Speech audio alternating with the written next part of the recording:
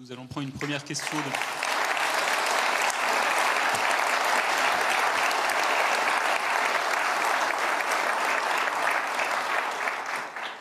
Merci. Nous allons prendre une première question d'un journaliste depuis la salle. Bonjour Monsieur le Président, je suis Christian Lusakweno, Top Congo FM depuis Kinshasa. Alors d'abord, je suis étonné de vous voir tenir ce discours ici à Paris et non pas à Ouagadougou, Dakar ou Kinshasa. Est-ce que la France a peur de parler aux Africains à partir du continent? Ça, c'est une petite question, mais la grosse question est la suivante. La France défend ses valeurs. Elle a notamment parlé de démocratie, de liberté. La France a souvent condamné l'intangibilité ou la violation de l'intangibilité des frontières, tel que c'est le cas actuellement. Rapports ONU et internationaux indépendants pour le Rwanda en République démocratique du Congo. Le président Félix Tshisekedi, ce matin à Genève, devant les droits de l'homme, a demandé des sanctions. Qu'attend la France pour passer, après avoir été en retard sur les autres pour condamner, qu'attend la France pour passer aux sanctions, comme elle le fait avec la communauté internationale pour la Russie présente en Ukraine. Merci beaucoup, Monsieur le Président. Merci à vous.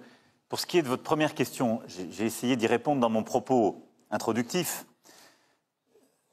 Je souhaitais ici, aussi compte tenu de l'importance de cette politique pour la France, le faire depuis Paris aussi, parce que je considère qu'on ne doit pas simplement parler de l'Afrique, de ce qu'on y conduit quand on est en déplacement en Afrique, mais le faire en salle des fêtes à l'Élysée donne une solennité toute particulière et montre combien ce que nous conduisons est important pour notre pays.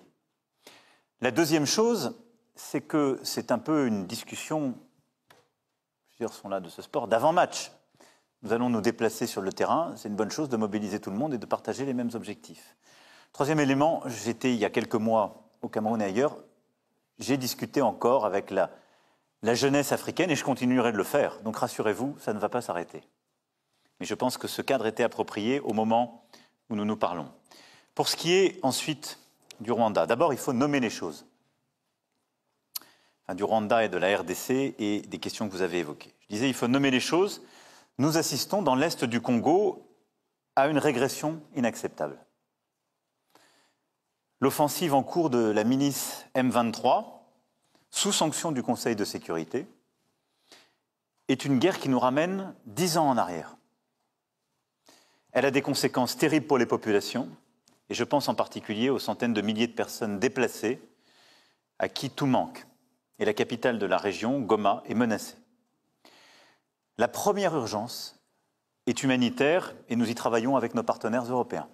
Et j'ai eu à plusieurs reprises et le président Tshisekedi et le président Kagame sur ce sujet.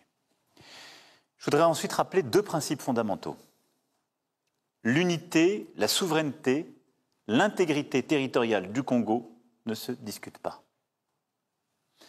C'est notre position constante et cette position n'a pas changé. Deuxièmement, il n'y a pas de deux poids, deux mesures.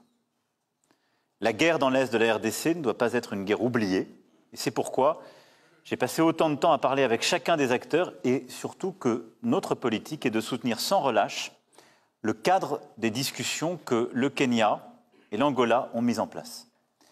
Et j'ai pu d'ailleurs aussi échanger avec les deux présidents pour soutenir les médiations régionales qui se sont déployées.